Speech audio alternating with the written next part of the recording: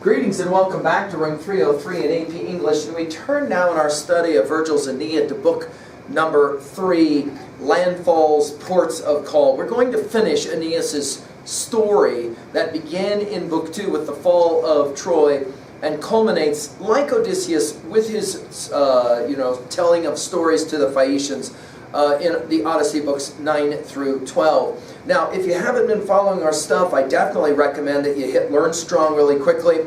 I'm assuming that you've watched all of our lectures on both Iliad as well as the Odyssey in the AP folder on learnstrong.net. And now we are into the Aeneid. In book 1 of the Aeneid, we've already discussed 1 and 2. You'll remember that Juno will wreck Aeneas' ships. We're always going to summarize, by the way, at the beginning of our lectures, like we did with our lectures of Iliad Odyssey. Juno will wreck Aeneas' ship. Venus will speak to Jupiter and will receive the prophecy that ultimately the Romans will have their own people, their own nation, because their own city and their own nation, because of Aeneas. And then finally, we will have Aeneas, because of the storm of Juno, ending up wrecked on Carthage. He will talk with Venus, his mother, but doesn't realize it, and then finally he meets Dido.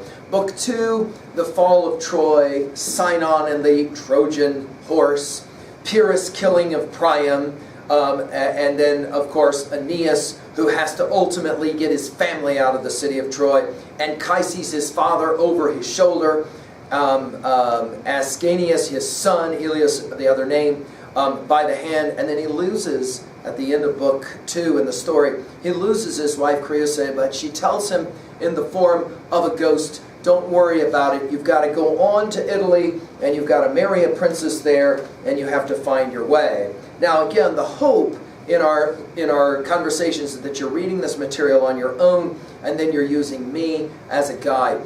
By this point, you should be able to pick up pretty easily one of the books of these epics and pick them up and read them pretty well. I hope that our study together has helped you do that. Remember, our learning theory, though, is hypercritical. We're connecting new information, old information in meaningful ways.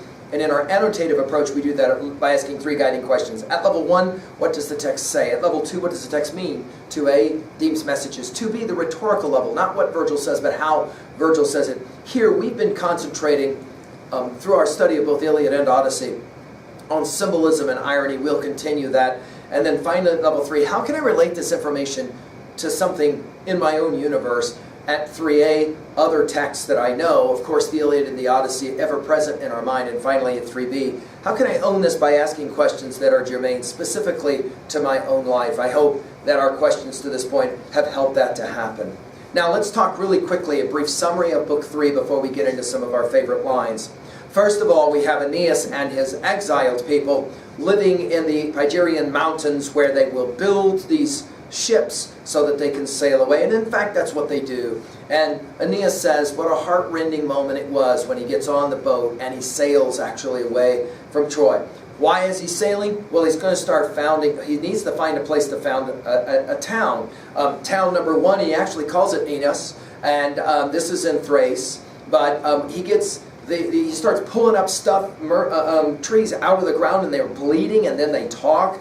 And it's Polydorus, this individual that Priam sent to the island of the Thrace with all of his gold. And, this king took the money, killed Polydorus. They bury Polydorus, very much like Odysseus burying Elpenor after he comes back from that visit to the underworld in book 12 of the Odyssey. And then off he goes to Delos. Now, Delos it makes sense because this is where Apollo's shrine is. There, he asks the oracle, will you please tell me where I'm supposed to go? And the oracle gives him all the information and no information. He says to him, search for your ancient motherland. Well, where exactly is that? Immediately, Anchises, Aeneas' father, says, I know where that is, that's Crete. Let's go to Crete.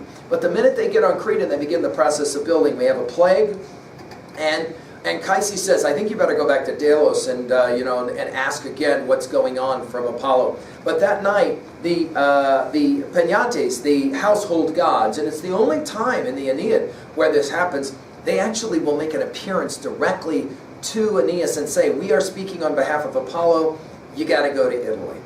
Right? And as soon as Aeneas says this, Anchises says, oh yeah, I remember now. That's what Cassandra always said would happen to us. Of course, you'll remember the tragedy of Cassandra. She promises to sleep with Apollo, so for that, Apollo gives her the gift of prophecy. Then she reneges and doesn't sleep with Apollo. For that, she's cursed with telling the truth, but no one ever believes her. And so after this revelation, they decide to leave Crete. We then have a series of adventures, a 3-day storm. Ultimately, they end up with the Strophades, and there they meet the Harpies, these kind of really scary half-bird, half-women kinds of disgusting monster types. And then the leader of that, Silanos, will in fact give a prophecy that's a very disheartening one. She says, in the future, you're going to make it to Italy, but in the future, you're going to be so hungry, you and your men, that you will actually eat your own platters, sometimes translated as eat your tables. Then they end up at Bruttium, and at Bruttium they will meet Helenus and Andromache, 2 Trojans. How that ended up happening is an interesting story in itself. Both of them were slaves of Pyrrhus, the son of Achilles. And Pyrrhus is killed because he's interested in a woman that Agamemnon's son Orestes is also interested in. And Hermione, and when Pyrrhus dies, Helenus and Andromache end up together, and they're running this little Troy, as they call it. They built this city. It's going to give Aeneas a lot of hope that someday he'll be able to do the same, obviously. Helenus will, he's a prophet, he's a seer, and so he will say, the thing you're looking for is this white sow pig who is suckling 30 pigs. When you see that, you'll know where you are. And then Andromache will give Ascanius a gift of a robe, which is significant because she will say, you know, you remind me of my own boy, Aeneid, who was, of course, at the end of the fall of Troy, he was killed. They finally do get to Italy. And immediately, it's interesting because Anchises, the father of Aeneas, sees 4 beautiful white horses, and immediately says, "Arms, war, war!" And then he says, "You know what? Though those horses can be used for plowing. That is to say, peace." So we have a symbol of both war and peace right away. To Sicily we come, and we get this interesting exchange with a chap named Aeneid, who is, believe it or not, he is a sailor who was at Troy fighting on behalf of Ulysses and the Greeks. He was left behind after the whole exchange with Polyphemus some 3 months earlier. So notice, Virgil has Aeneas literally kind of following the very trail of Odysseus himself. They actually see Polyphemus, and then they all leave, taking with them Aeneid with them. Finally, we're told at the end of Book 3, they get to Drapinum, and at Drapinum, Aeneas says, this is the northwest, by the way, the northwest upper corner of Sicily. He says the worst of imaginable things happen. Helenus, nobody had predicted this would happen, and Anchises dies. Aeneas then will end his story with it's very brief. It's only like 5 lines, and that's the end of Book 3, and that's the end of the story. It's almost as if Aeneas can't speak about the passing of his father. Now, while I've said this about every one of these books, I would love to read it all with you. I just don't have the time. But let's go ahead and jump into the language really quickly in Book 3. Now, opening lines. Now that it pleased the gods to crush the power of Asia and Priam's innocent people, now proud Troy had fallen. Neptune's city, a total ruin, smoking on the ground. Signs from the high gods drove us on. Exiles now, searching earth for a home in some neglected land. We labor to build a fleet. And they build this fleet in Phrygian Ida in the mountains. Knowing nothing, where would destiny take us? Listen to all these questions that Aeneas speaks out loud to Dido. Remember, Dido is listening as the rest of the Carthaginians are listening, right? Where would destiny take us? Where are we to settle? We must muster men for crews. Summer's just begun when Father commands us, hoist our sails to fate, and I launch out in tears and desert our native land, the old safe haven, the plains where Troy once stood. So, I take to the open sea, sounding like the opening lines of Whitman's Song of the Open Road, afoot and lighthearted, I take to the open road here. I take to the open sea, an exile outward bound with son and comrades, gods of hearth and home, and the great gods themselves. Off they go. And immediately they're ready to found their first town, Aeneas, right away. But they have this terrible sign. We have this bloody soil, which leads to a talking bush. It is Polydorus. And he says it at line 53. I am Polydorus. Here they impaled me. An iron planting of lances covered my body. Now they sprout in stabbing spears. This won't be the last time that we see this kind of really bizarre type of thing happening. And Dante will have a lot to play off of in a scene like this. He says, Aeneas then tells us about Polydorus and his story. He was sent by Priam with gold to the king of Thrace, and he was betrayed and killed because of the lust for gold. And then the father will say, let's leave. But before they do so, like burying of Elpenor in Odyssey 12, we give Polydorus a fresh new burial. And then off they go after they have buried Polydorus, and they leave. Still searching. To Delos they go. Delos, where Apollo the archer is. They pray to Apollo, grant us a sign. At line 110, 111, 112, we're told that all of a sudden, there's Apollo's laurel tree.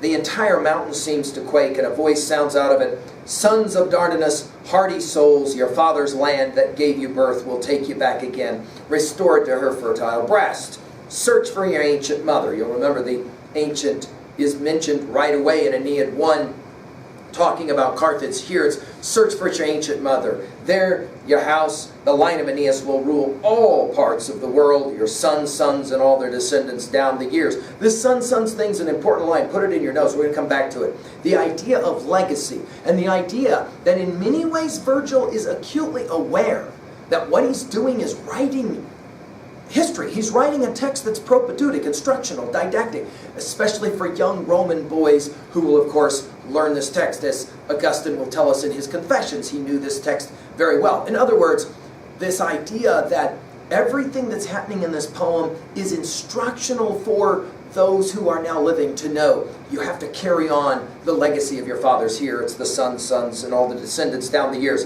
And Phobos' words are met by a ringing burst of joy, we're told at line 120, mixed with confusion, right? All our voices rising, asking, where is this city? Where is the land that Apollo calls us wanderers to? The land of our return. Now, of course, we've studied, if we have studied in our biblical text, we know all about Abraham leaving the Ur of the Chaldees and in search of a new land. This is this famous motif. We will see it a lot in literature where you're out searching, but you're not just searching, you're searching for a special place for not just yourself, but for all peoples. This promise of a city. Where is this? Well, Anchises says immediately, I know where it is, it's Crete. Let's go to Crete. 3 days away, they sacrifice to Apollo, and off they go. And there they begin their second city, Pergamum, which is a reference to Ilium, okay? And so they're going to begin to build their city. They're even going to have some weddings and the like, and then all of a sudden a plague hits, okay? And the plague, like in Iliad 1, is a bad sign, right? Something's up. And Anchises tells Aeneas, you need to go back to Delos and you need to start over. But that night, the household gods will speak, and they will say, at line 190 or so, all that Apollo will predict if you return to Delos, he tells you here, of his own free will. He sends us here before your doors, you and your force at arms. Now, this Penates is the term for this. This is not a Trojan idea. This is actually a Roman idea, and Virgil just kind of reads it back. In other words, reverence for the household gods, and now the gods are going to speak to Aeneas. And what is it that they say? You and your force at arms, we followed you all when Troy was burnt to rubble. We are the gods with you at the helm, who crossed the billowing sea in ships. And one day we shall lift your children to the stars. This again, this idea of legacy, it's huge in this poem. And exalt your city's power for a destiny so great.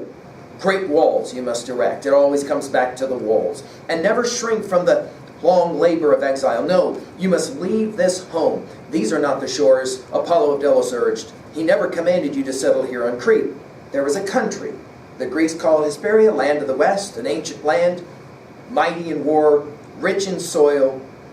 And we hear their descendants of this land call it Italy, after their leader Italus. There lies your true home. By the way, please note again, Aeneas is telling Dido, that's what the god said I have to do, is to go to Italy. So in other words, when it's time for him to actually leave, she cannot be that shocked that Aeneas will decide to obey the gods and leave. He says, there Dardanus was born, There, Ascarius, fathers, founders of our people, rise up now, rejoice, relay our message, certain beyond all doubt to your father full of years. Seek out the town of Corinthius, sail for Italy. Jove denies you the fields of Crete.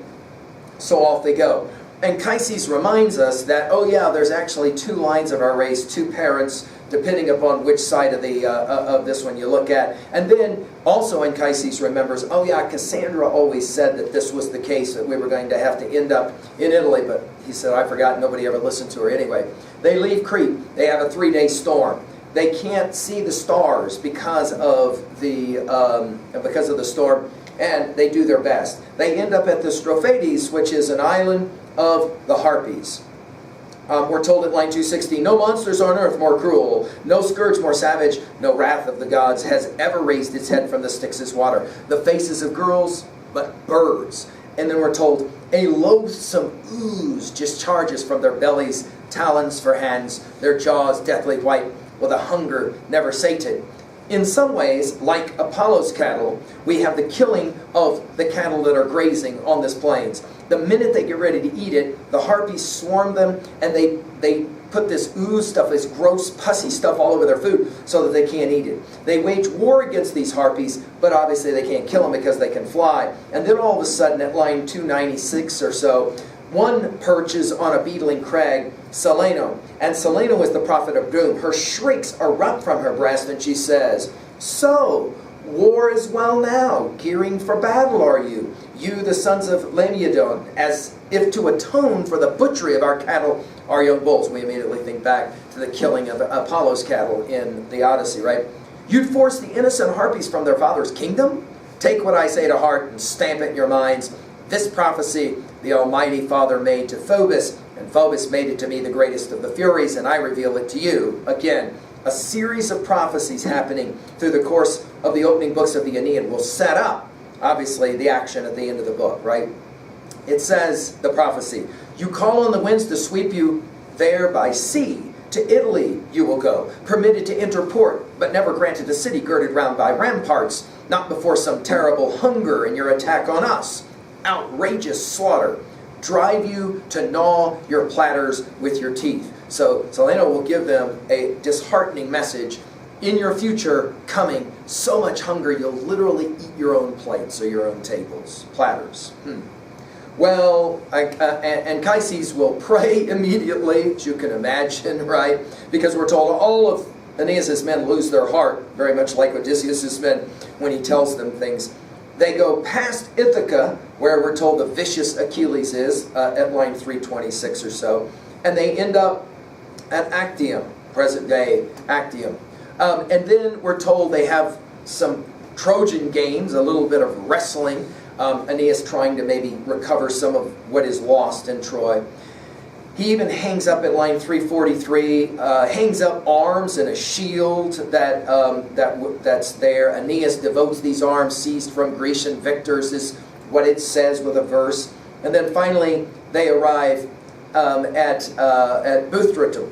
And it's there that there's an incredible story, he says. All of a sudden, there's Helenus. Helenus rules with Andromache. And they happen to see Andromache, who is coming to make libations for Hector. And we're told that as soon as Andromache sees them, because she's obviously making petitions to the gods for her husband at line 366 or so, she saw me coming, Aeneas says, flanked by Trojan troops. She lost control, afraid of a wonder so extreme, watching, rigid. Suddenly warmth leaves her bones, and she faints. Reminding us, of course, of Iliad 22, when Andromache is told that Hector is dead. She faints. Remember that? And we talked about how significant that was, that she faints and her veil drops. You'll remember all of this. By the way, let's just point out, now that we've got Andromache, in the opening lines of the Aeneid, we have all three of the women who spoke at the very end of the Iliad, book 24. Do you remember it?